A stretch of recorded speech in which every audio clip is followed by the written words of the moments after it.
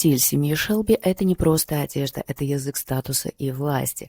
Одежда тут начинает говорить раньше, чем сами персонажи. Но «Острые козырьки» – это не историческая реконструкция, это скорее мифологизированная история. И самое интересное – костюмы тут тоже отчасти выдуманы. А меня зовут Елена Гонза, я рассказываю о кино и костюмах в кино, и сегодня буду рассказывать про одежду своей самой любимой франшизе. Поэтому поехали. «Острые козырьки» — это не просто успешный проект, это история, которая породила настоящую субкультуру.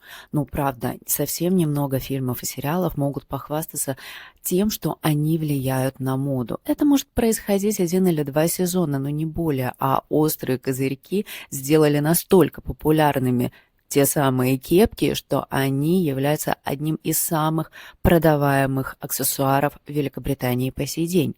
Банда «Острые козырьки» существовала в действительности, но их пик славы приходился на 20 лет раньше, то есть это перелом между 19 и 20 веком. Да, они носили кепки, но эти кепки выглядели абсолютно иначе. И, конечно же, одежда тогда была абсолютно другой, она была более свободного кроя. Их обувь действительно была начищена до блеска, но даже штаны были короче и расклешеннее. Автор идеи и сценарист Стивен Найт довольно долго хотел воссоздать эту историю на большом экране и сделать это несколько иначе, чем американцы, которые очень любят рассказывать легенды про, например, ковбоев. Он хотел рассказать историю своего города, ведь с самого детства от родителей он слушал, как проходила и проживалась жизнь на улицах Бирмингема. Его мама, будучи маленькой девочкой, ходила по улицам родного города с корзиной для белья. В эту корзину местные жители бросали бумажки и деньги со своими ставками на лошадей. Подобная деятельность в то время была незаконна, так как официально ставки можно было принимать только на территории ипподрома. Но маленьких детей не арестовывали и не проверяли. И поэтому его мать с этой корзиной для белья, полной ставок, денег и надежд бедняков, шла к букмекеру Такеру Райту. Кстати, ее отец также был тем человеком, который ставил довольно часто на лошадей и в очередной раз, проиграв, шел в тот самый паб-гарнизон, где играл на пианино за пиво и виски. Семья же отца Найта трудилась на баржах, а его дяди имели дурную репутацию букмекеров и гангстеров. Однажды его отец попросил отнести детям записку, и этого 9-летнего мальчишку трясло от страха, пока он бежал босиком по мостовой, так как эта семья и их шестерки славились названием «Острые козырьки». Когда он прибежал к ним и открыл дверь, перед ним возникла просто фантастическая картина. Мужчины сидели за столом в идеально скроенных костюмах, и их кепки были надвинуты на лоб. А посреди стола высилась гора серебряных монет. Напомню, в то время жители Бирмингема практически выживали. Он таращился, пока кто-то ему не бросил полкроны. Но помимо этих идеальных костюмов, он заметил еще одну деталь. Эти гангстеры пили свое пойло из банок из-под варенья. Они не тратились на такие мелочи, как посуда. Кстати, помните, в какое-то время в пабах была мода подавать пиво в банках подобного вида? Вот откуда, оказывается, это пошло.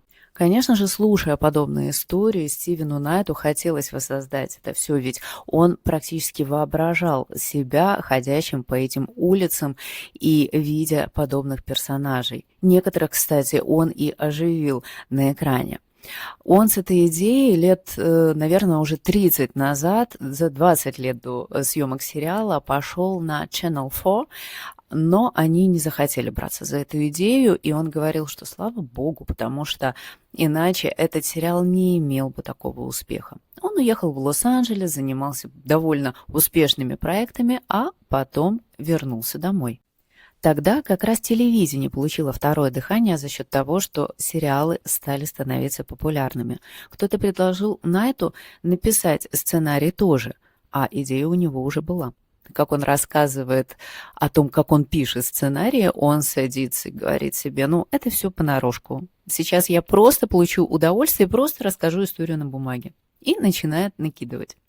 Но действует он как Чарльз Диккенс, то есть изначально он дает несколько сюжетных линий для главных героев, и уже интересно, что будет дальше не только с одним персонажем, а как минимум с несколькими.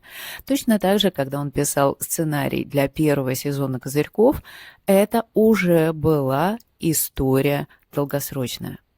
Конечно, Стивену было интересно рассказать истории, которые он слышал от родителей, которые закрепились в его фантазии и воспоминаниях. Еще было интересно рассказать про подобную семью Шелби, которая живет и выживает подобным образом. Но когда он готовился к съемкам, еще он очень много времени уделил изучению того, как посттравматическое расстройство влияло на мужчин, вернувшихся после Первой мировой войны домой. Ведь тогда не было терапии, тогда не было психологов, и ты просто возвращался к рутине. Тебе говорили, не будь трусом, живи дальше. И людям со сломанной психикой, с воспоминаниями, которые уже не стереть, с отсутствием боязни смерти приходилось жить в том городе, в котором уже обрушилась давно экономика, в котором царит хаос и в котором нужно занять свое место. Подобный опыт и окружающая среда как раз и формируют бесстрашного Тома Шелби, который при этом еще является и довольно опасным стратегом. Когда начали искать актеров, не хотелось делать главного персонажа каким-то прям сильно жестким и бесстрашным, каким-то брутальным. Но так совпало, что еще Киллиану Мерфи в тот период стало интересно, почему это к нему сценарии только для фильмов приходят. Он хотел какого-то проекта и телевизионного, и к нему приехал сценарий «Острых козырьков». Когда он пришел на пробы, для многих это был шок. Как Киллиан Мерфи, конечно, его знали как потрясающего актера, но как-то не сильно видели тем парнем, который правит подобной бандой. Тем не менее, не смогли отказаться от подобного актера. Позже к актерскому составу также присоединились Пол Андерсон, который играет старшего брата Шелби, Артура, и Хелен Макрори, которая играет тетю Полли. Картина начала вырисовываться, и теперь важно было поработать над внешним обликом. Конечно, денег здесь было очень немного, поэтому нужно было тратить ресурсы очень экономно, но было несколько аспектов, на которые нужно было внимание обратить в первую очередь, а это прически главных героев мужчин и их кепки. Волосами братьев Шелби занялась стилист и визажист Лаура Лос Скьяво. Она решила им сделать именно такие стрижки, как мы видим в сериале, и на тот момент они выглядели, просто как белые вороны.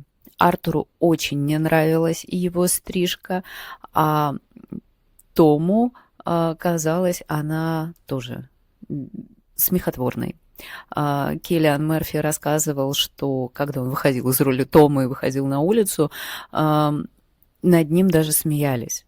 Но через несколько лет он оказался самым модным парнем. Подобную прическу мужчины действительно довольно часто носили в тот временной отрезок времени. Многие мужчины, возвращаясь с войны, оставляли ту прическу, которую они носили в период военных действий. Ведь тогда было много вшей, и таким образом они могли спасаться от них. Вши обосновывались в нижней части головы, и поэтому им нужно было сбривать эту часть, но им не хотелось быть лысыми, соответственно, вот такая прическа и сформировалась. Многие мужчины таким образом подчеркивали свою причастность к военным действиям, и это был уже их определенный стиль. Стилисту было важно, чтобы линия сбритых волос заканчивалась там, где начиналась кепка, чтобы виден был исключительно лысый затылок, пока они эту кепку не снимут. Что же касается кепок, то кепки настоящих острых козырьков были гораздо более объемные. Во-первых, потому что это был немножко другой период. В принципе, очень много мужчин в то время носили кепки. Это был рабочий аксессуар, но козырьки вшивали в свои лезвия. Некоторые источники утверждают, что такого не было. Но Стивен Нетт говорил в одном из интервью, что он доверяет своим родственникам, своим тетям и дядям, которые говорят, что нет, так и было. А они во время драк снимали кепки и таким образом наносили удар противнику. Также многие источники утверждают, что и само название «Острые козырьки» вкануло в лету еще на рубеже веков, хотя его родственники утверждают, что оно существовало до 30-х годов так точно. Кепке Киллиана, естественно, уделялось немножко больше внимания, нежели другим персонажам, потому что по факту это один из главных аксессуаров всей франшизы. Эта кепка должна была ему идти, должна была подчеркивать его пронизывающий взгляд, его скулы. Как мы видим на протяжении других сезонов и на протяжении лет, в принципе, его кепка меняется, потому что меняется, во-первых, мода, а во-вторых, его стиль, но он оставляет ее как излюбленную часть гардероба. Кстати, интересный факт, что кепка первого сезона оставалась у него, и он ее подарил Дэвиду Боуи буквально за несколько месяцев до смерти Боуи, так как он являлся очень большим фанатом «Острых козырьков». И, кстати, они отдавали ему дань уважения, используя одну из песен в одном из своих сезонов. Интересно, конечно, что именно этот сериал, эта франшиза вернула кепки как мужской аксессуар в моду. Но интересно еще, как они из моды вышли. Ведь очень многие мужчины довольно долго носили кепки. Это, обязательная вещь была, так же, как часы. А я об этом узнала именно когда готовила материал к этому выпуску. Оказывается, Джон Ф. Кеннеди просто не захотел надевать головной убор на свою инаугурацию. И после этого мужчины решили, что они тоже не будут. Формировать же гардероб главным героям сериала досталось Стефани Колли. Несколько лет назад ее не стало, но, тем не менее, ее вклад в кинематограф, как минимум благодаря этому сериалу, просто бесценен. Она рассказывала, что одним из главных источников в формировании как мужской, так и женской, на самом деле, моды, была книга про австралийских каторжников Питера Дойла, которая называлась «Crocs Like Us». Там действительно довольно интересные фотографии и очень много образов взято для этого фильма. Сами «Острые козырьки» безумно любили одежду и были для своего времени очень элегантными. И, естественно, также хорошо и привлекательно должны были выглядеть наши герои. Но даже несмотря на маленький бюджет, нужно было это сделать максимально красиво и эффективно, и поэтому художница по костюмам обратилась к портному на Сибил Роуд, к Киту Уотсону, который занимается портяжным делом с 60-х годов. Эти костюмы безумно понравились актерам, они на них прекрасно сели и оказались не просто элегантной вещью, они оказались тем связующим звеном, которое и продиктовало стиль самой семьи. Нужно сказать, что в то время для мужчин действительно было важно иметь свой очень хороший костюм. И действительно, те, кто имели возможность, шили его так, как, во-первых, это выглядело просто красиво и элегантно, а во-вторых, его делали на как минимум лет 10. Но, как я говорила ранее, эти костюмы не исторически достоверны. Хотя художница по костюмам говорила, что мы не использовали ничего исторически недостоверного, мы просто все преувеличивали. Действительно, там штаны удлинили, здесь пиджаки сузили. Да, этот сериал выглядит очень красиво, очень элегантно, и такое чувство, что сегодняшние современные мужчины действительно могли одеться так же, тем более, что, во-первых, это очень красиво, во-вторых, это правда безумно нравится женщинам и нравилось тогда. Разница только в том, что козырьки-то действительно этого не носили, потому что, просто они бесчинствовали на 20 лет раньше. Кстати, по поводу костюма Киллиана, у него в сериале 1 или 2 костюма всего. Но мы этого просто не успеваем заметить, потому что столько всего происходит и столько нужно всего еще рассмотреть. Что же касается женской одежды, то здесь интересный сдвиг, да, то есть еще нет этих флэперов, но еще есть флёр эдвардианской эпохи. Это скорее видно на одежде тети Полли, которая, ну, все-таки старше, соответственно, ее одежда может немножко резонировать с более ранними годами. А в основном же одежда, которая использовалась для девушек, она была основана на оригинальных вещах, но это были копии этих оригинальных вещей. То есть снимались мерки, шилась подобная одежда, но других цветов. Например, костюм Грейс зеленого цвета изначально был скопирован с оригинальной вещи темно-коричневого цвета. Так же, как ее красное платье, также было скопировано с платья синего оттенка.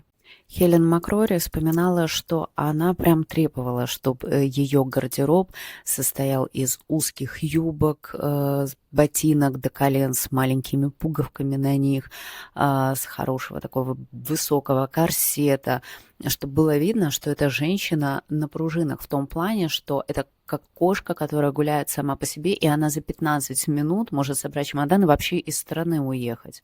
Это довольно опасная женщина, она может сразиться по своему уму и стратегиям, разве что с Томом Шелби, и поэтому, видимо, у них еще и формируется какой-то общий визуальный настрой. Они очень схожи в каких-то деталях, хотя это нельзя прям сразу открыто заметить.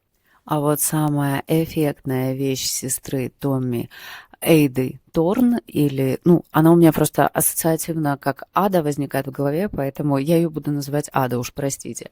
Ее самая эффектная вещь первого сезона это была меховая накидка, которой подходили все и трогали ее, и она всем безумно нравилась на съемочной площадке. И каким-то чудом она не была запятнана грязью. Над костюмами для второго сезона работала художница по костюмам Лорна Мари Маген.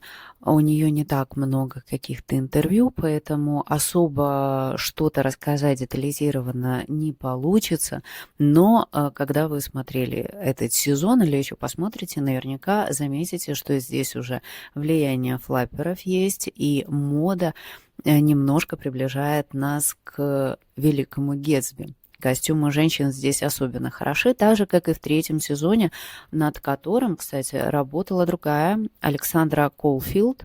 Эта художница по костюмам также является британской художницей по костюмам, вот, но она, опять-таки, тоже давала мало интервью. И мы, в принципе, не видим особого развития в одежде мужской. Она передает просто тот же стиль, и временные рамки мы можем видеть только по изменениям причесок и внешности женщин, которые на самом деле являются второстепенными персонажами. А вот с 4-го сезона к проекту присоединяется Элисон Макош, которая позже и будет разрабатывать костюмы для фильма «Острые козырьки. Бессмертный человек». Ее работы вы могли видеть в таких фильмах, как «Мальчишник в Вегасе», «Солдат Джо», «Люди Икс. Дни минувшего будущего». Она довольно долго работала в Лос-Анджелесе, но потом вернулась тоже в Великобританию. Уже к 4-му сезону вся семья обретает респектабельность, и, конечно же, их одежда становится гораздо более интереснее и из гораздо более дорогих тканей. Здесь появляются и твиты, кашемир. Твита будет вообще в 6-м сезоне очень много. Но помимо этого она обращает внимание еще на женскую моду. И действительно, женщины у нее начинают выглядеть гораздо более интересно. Она использует одежду оригинальную, очень часто укрепляя ее для того, чтобы она не развалилась во время сцены, потому что, ну, как вы понимаете, подобные ткани, которые уже прожили 90 или 100 лет, они очень просто разрушаются быстро. Но, тем не менее, она использовала подобный крой, она каждую героиню очерчивает в ее характере очень хорошо и четко. а мужчинам она придает через аксессуары очень интересные вкрапления в их передачу их характера. Тут уже подход к самой одежде немножко другой. Киллиан начинает шить свою одежду у ирландского портного. Позже этот ирландский портной будет делать для него и костюмы к фильму. Также здесь он уже появляется в очках. Это очки шотландской фирмы Иола. Макош нашла оригинальные очки, они ей очень понравились по форме, и по цвету, но невозможно было использовать винтажную вещь, она все-таки и шаткая, и хрупкая, и компания согласилась сделать точную копию, даже адаптировав эти очки под лицо самого Киллиана Мерфи. У тети Полли с 4-го сезона также появляется очень яркий и красивый гардероб. Например, ее пальто было одним из любимых вещей художницы по костюмам, и она рассказывала, что нашла его на аукционе, чему была безумно рада. Мех был ярким символом богатства в 1920-х, и здесь также тети Полли мы начинаем его видеть в последних сезонах. Вообще она становится очень ярким и интересным персонажем, потому что, отходя от дел, но при этом оставаясь той самой Шелби, ее гардероб, помимо ярких вещей, еще обретает какие-то интересные уже брючные костюмы, тот же брючный костюм в полоску, очень запоминающаяся история. Но когда Хелен Макроури, к сожалению, не стала, я напомню, у нее был рак, в фильме обыгрывает этот момент. Позже костюмы, которые шили специально для нее, начинает носить Ада. И тем самым она будто перенимает эту главенствующую женскую позицию в семье. И позже в фильме эта история начинает продолжаться. Очень интересный, кстати, персонаж Лизи, которая в первых сезонах играет девушку, занимающуюся проституцией, а позже она становится женой Тома, матерью его дочери, и мы видим, насколько она становится респектабельной дамой. В 6-м сезоне, когда она стоит на лестнице, это потрясающий момент ее триумфа, который, естественно, очень запомнился.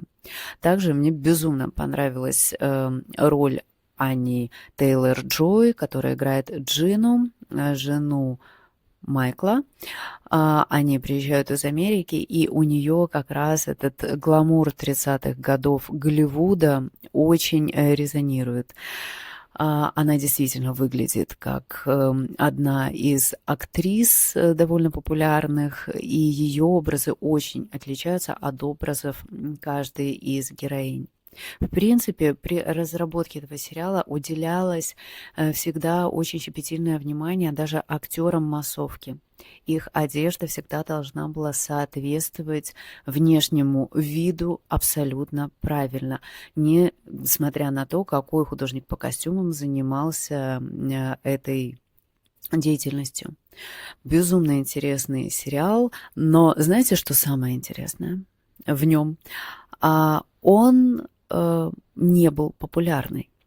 Первые несколько сезонов были провальные. Первый вообще никто не смотрел. И, как говорили создатели, очень повезло, что в тот период появился iPlayer, и сериал просто начал разноситься людьми через сарафанное радио. Только к 3-му сезону этот сериал начал набирать обороты. И спасибо компании BBC, которая взялась за это, которая не стремилась обрезать бюджет и закрыть сериал, и таким образом они смогли сделать просто легендарную франшизу.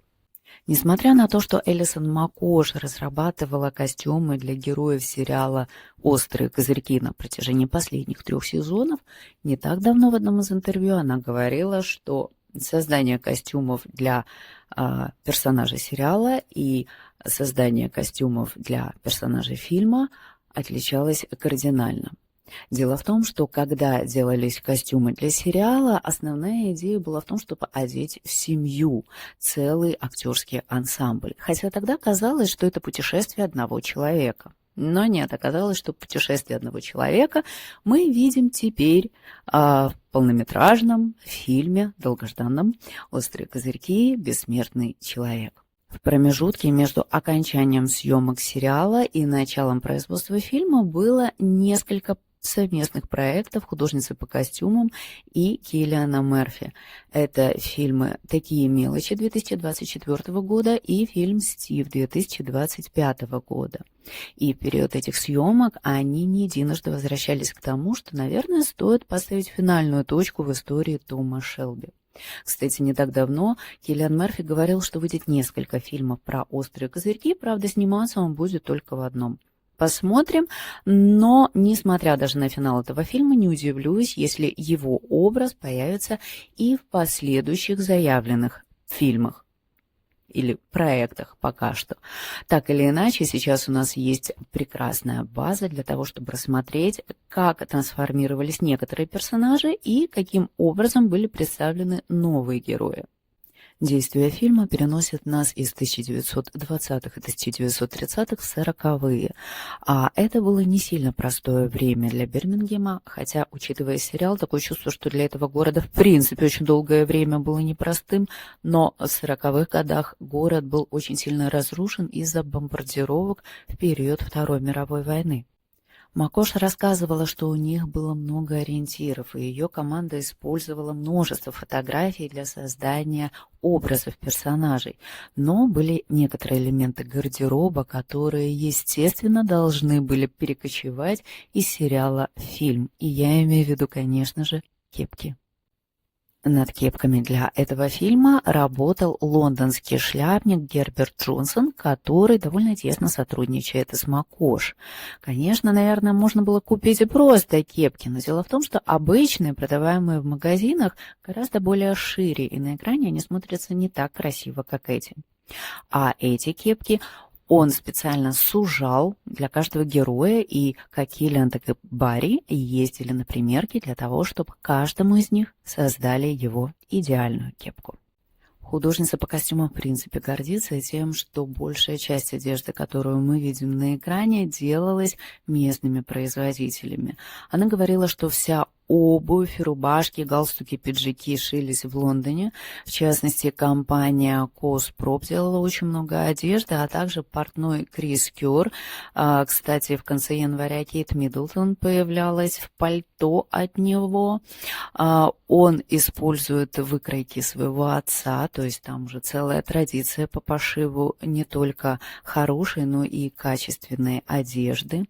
У Киллиана, кстати, свой портной тоже есть, он еще с периода сериала «Острые козырьки», он, естественно, в Ирландии, так же, как и сам Киллиан, его зовут Ронни Джонсон, и он также использует выкройки своего отца. То есть мы здесь видим не просто качественную одежду, а традиционный подход к созданию хороших вещей, и это тот момент, когда, можно четко сказать, дьявол кроется в деталях. Сюжет этого фильма крутится вокруг необходимости принять решение все-таки вернуться Тому Шелби в мир банды «Острые козырьки». Теперь ею руководит Дюк, его сын, которого играет Барри Кеоган. И этот парень решает помочь чаше весов Второй мировой войны склониться в сторону нацистского режима. Также здесь появляется несколько новых персонажей, которых играет Ребекка Фергюсон и Тим Рот. Ну и, конечно, есть и несколько старых, уже полюбившихся нам героев. Например, здесь появляется Ада, сестра Томми, которую играет Софи Рандл. Но все-таки именно Том Шелби всегда был любимым персонажем Элисон Макош, которого она одевала. Еще в период съемок сериала она смогла показать через его костюм-тройку и его пальто его силу и авторитет. По факту она из униформы сделала для него вторую кожу. И, естественно, этот образ также хотелось воссоздать в фильме. Но когда мы видим Тома Шелби в первых кадрах мы понимаем, что это абсолютно другой человек. Еще по сериалу мы помним, насколько жизнь была беспощадна к Томасу Шелби, начиная преподносить ему как физические травмы в период Первой мировой войны, так и моральные увечья, как, например, смерть возлюбленной и позже смерть дочери. Он живет этим прошлым и, как говорил Киллиан Мерфи, добровольно затащает себя в собственно созданное чистилище. Он остается сильным парнем, но он снял свой костюм и минимизировал общение с внешним миром. Конечно же, и с острыми козырьками тоже. Теперь практически все свое время Шелби тратит на написание книги и прогулки по семейному кладбищу, где мы его видим в черном утилитарном свитере, грубых брюках и куртке, парке с капюшоном. Здесь он находится в абсолютно другом эмоциональном состоянии, и поэтому это новый образ. Акцентировала внимание Макош, которая, напомню, придя на проект с 4-го сезона, сделала образ Томаса Шелби более респектабельным. Единственное, говорила она, что, кажется, мы перенесли из сериала, это его пули. Но Шелби до сих пор излучает контроль и авторитет. Чтобы как можно более четче передать это ощущение, художница по костюмам ориентировалась на образы актеров периода Золотого Голливуда и их силуэты, и поэтому даже черный свитер подчеркивает как чувство стиля Томаса Шелби, так и его любовь к тихой роскоши, которую мы заметили еще в сериале. Теперь, живя в своем особняке практически в одиночестве, Том Шелби одевается для комфорта и тепла, а не для войны. Помимо уже упомянутого черного свитера, мы также можем его видеть в кардигане, довольно уютная вещь для домашней обстановки. Под него он поддевает черный шелковый гольф, а сам кардиган с этим воротом-шалью был связан вручную специально для Тома Шелби из кашемира. Но обстоятельства и долг все-таки вынуждают Тома Шелби вернуться в банду и к Дюку, и он это делает так, как умеет только Том Шелби. Он появляется в том самом культовом образе, который я лично безумно ждала, потому что обожаю сериал, ну это же просто культовая вещь. Его костюм тройка с золотыми запонками, зажимом для галстука, блестящими карманными часами и цепочкой. Конечно, для этого ключевого момента, для этой проходки Тома Шелби в замедленные съемки, Макош просто была обязана воссоздать то самое фирменное длинное кашемировое пальто Тома Шелби, и она это сделала. Тут мы видим пальто, на нем более властное, темно-синего цвета, с более объемными плечами, оно немножко удлиненнее, и вырез сзади тоже более длинный. Но когда он делает эффектный разворот, и мы видим красную линию подкладки этого пальто, возникает легкий трепет, с которым каждый раз во время новой серии мы смотрели на Тома Шелби в сериале. Но, к сожалению, костюму, как и самому пальто, остается жить недолго, потому что как только Том Шелби видит своего сына, он его хватает, затаскивает в свинарник, и тут в драке их костюмы становятся невозможно испорчены и испачканы. Том Шелби никогда не боялся замарать руки, но здесь это выходит на новый уровень. Мы его знаем как героя, который очень сдержан, но когда заканчивается сцена, мы видим его полностью в свином навозе. Когда художница по костюмам вспоминала эту сцену, она говорила, что просто закрыла глаза и опустила голову, потому что она не могла смотреть, что произойдет сейчас с одеждой. Конечно, мы понимаем, что эти все кадры не могли сниматься хронологически, потому что вещам надо было высохнуть, и, естественно, дальше невозможно было использовать оригинальное пальто, поэтому использовали другое пальто и другой костюм, и их покрасили краской для того, чтобы эта одежда выглядела так, будто действительно на ней засохла грязь. Но, честно скажу, когда я смотрела эту сцену, у меня возникла мысль, что это может быть очередной тренд от острых козырьков, который в следующих сезонах подхватит, например, Balenciaga. Отец и сын противостоят друг другу не только физически, но и внешне. С одной стороны, мы видим Тома Шелби в этом идеальном темно-синем пальто, а с другой стороны Дюк в серо-синем костюме, в тонкую полоску, еще и с красным платком на шее, который намекает нам на его цыганские корни. Это следующее поколение острых козырьков, и они руководят в своем районе с такой же жестокостью, как и предыдущие, но с гораздо меньшим количеством принципов. Их костюмы, кстати, вот также безупречны, просто мода меняется, меняются внешние обстоятельства. Мир острых козырьков, кстати, тоже меняется, да, старая гвардия уходит от дел, новые члены банды занимают какие-то свои центральные места, и эти перестановки и этот новый стиль руководства и бесчинства виден даже в их прическах. Все-таки герой Барри Кёгана более жесткий, более беспринципный. Конечно, сохраняется какая-то общая стилистика визуальная, но все-таки новое поколение козырьков более грубые, более растрепанные. Это абсолютно повторяет тот стиль руководства, который мы видели, например, у Томми, где у него была структура и точность, то есть здесь мы можем бесчинствовать, а здесь мы даже за край не заходим, тут с этими людьми мы можем вести себя как хотим, а с этих мы пылинки сдуваем. А у Дюка абсолютно все размыто. Он, в принципе, обижен на весь мир, он бунтует, как маленький ребенок, он ведет себя очень жестко и иногда даже кажется, что бессмысленно в этой ситуации так себя вести. Но поэтому и костюмы его отличаются от костюмов его отца. Как вы помните, в конце сериала Дюка играл абсолютно другой актер, и Барри, в принципе, получил свою роль неожиданно. Он, как и Киллиан Мерфи, рассказывали в интервью, что Барри просто позвонил Киллиану поздравить его с Днем Отца. А Киллиана еще до этого никто не поздравил в этот день с этим праздником, поэтому он очень растрогался.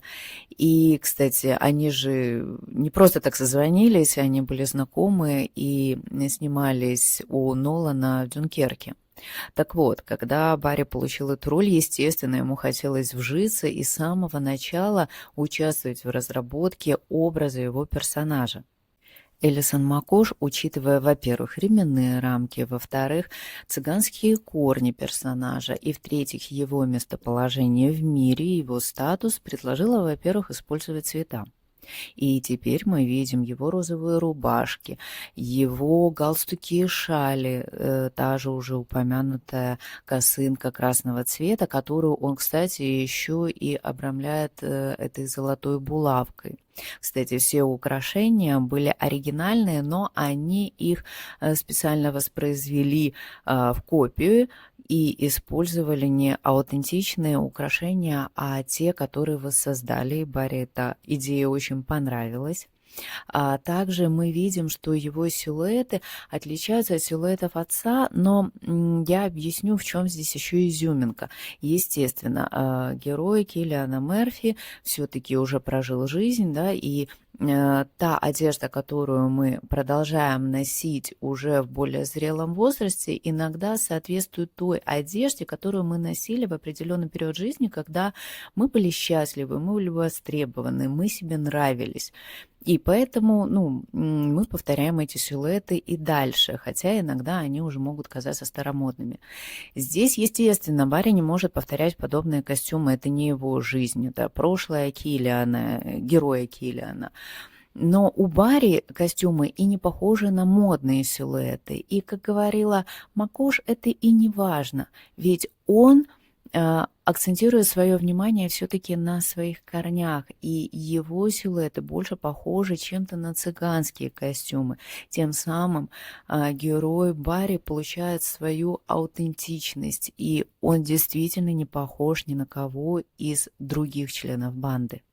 Но если цвет и украшения могут намекать на его уязвимость, все-таки есть вещи в гардеробе Дюка, которые свидетельствуют и о его жестокости. Например, та кожаная куртка, в которой мы видим его в начале фильма, она, в принципе, очень хорошо на нем выглядит, она очень органично на нем сидит. Это, кстати, оригинальная вещь.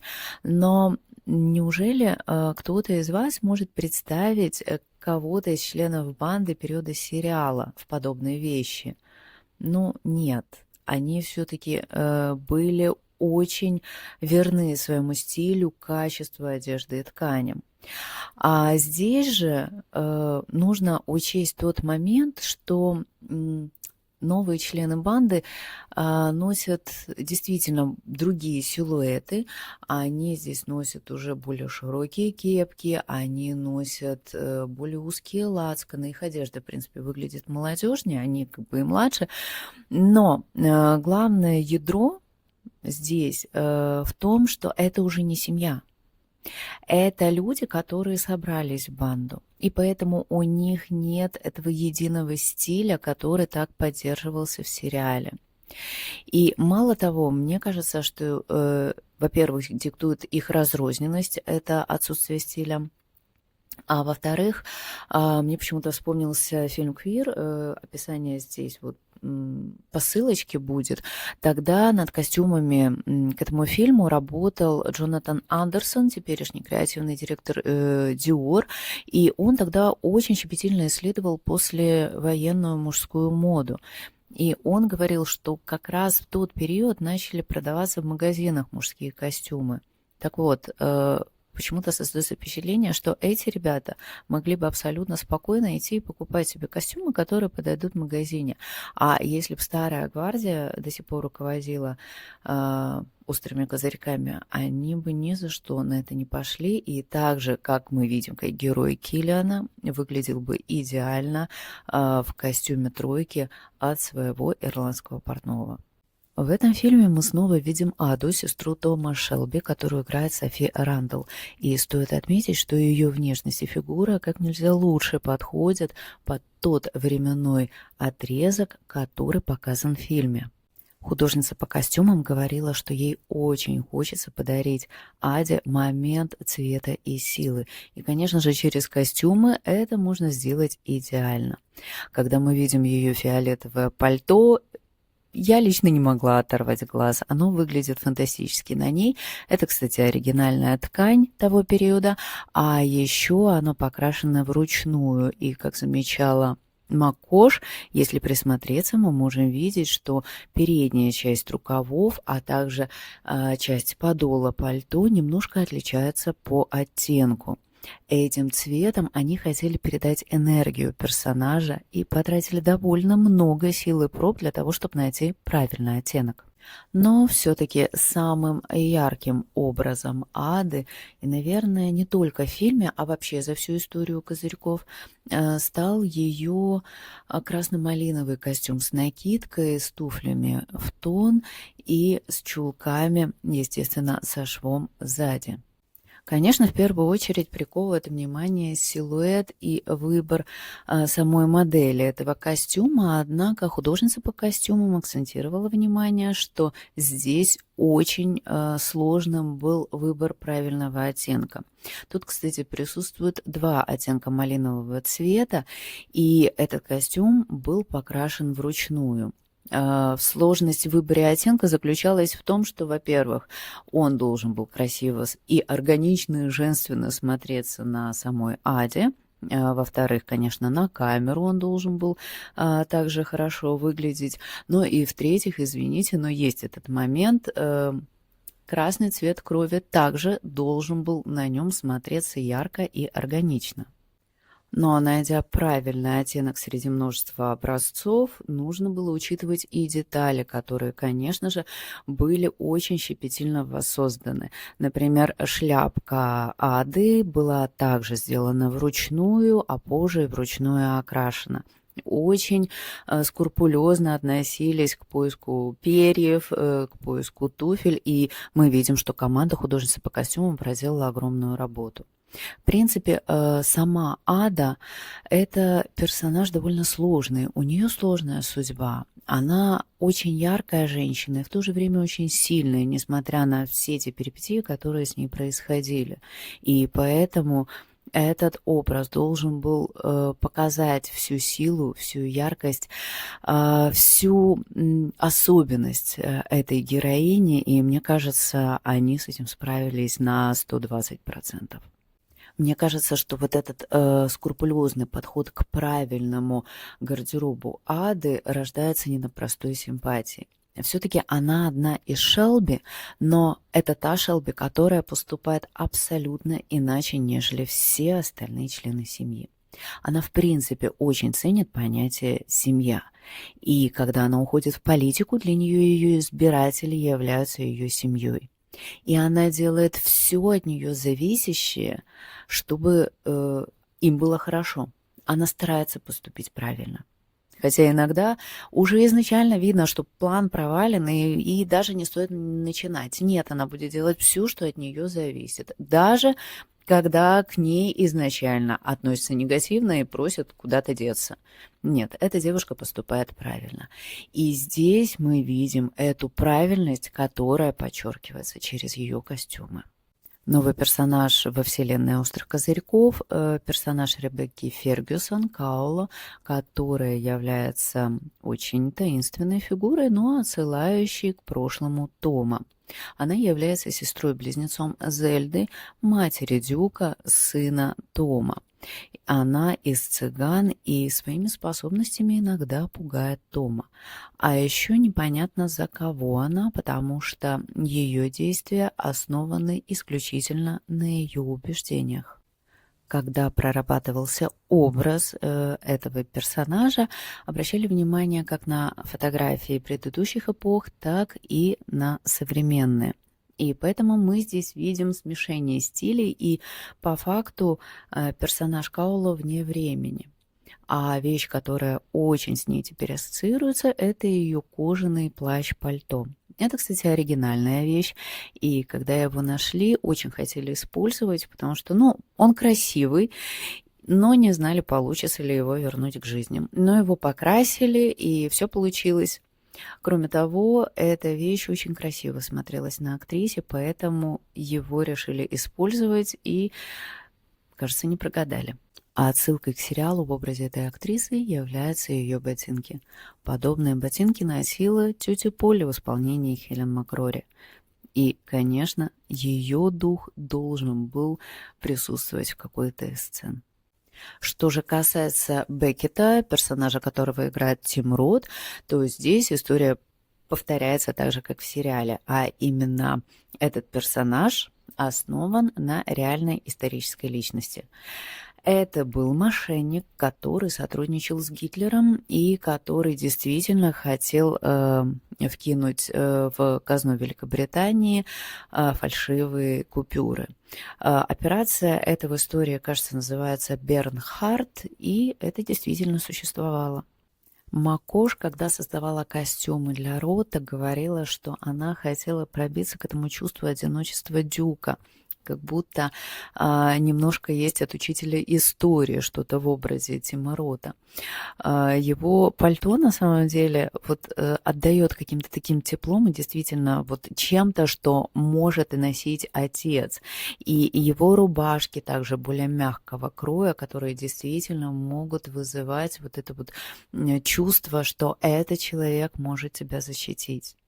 Но как же все-таки приятно, когда в конце фильма мы видим Дюка в сером кашемировом пальто, которое очень похоже на пальто его отца. Все-таки согласитесь, не каждая франшиза может быть настолько стильной, а уж тем более не каждая может диктовать стиль. Очень круто, что после просмотра этого фильма очень хочется вернуться к сериалу и пересмотреть, что же там было, что же там могли упустить. И каждый раз ты подчеркиваешь для себя что-то очень красивое в образе каждого персонажа этого сериала и этого фильма. Я очень рада, что случился этот эпизод, что могла рассказать об этом. Спасибо, что оставались и слушали. А в следующий раз посмотрим и сделаем что-то еще. интересное. Пока.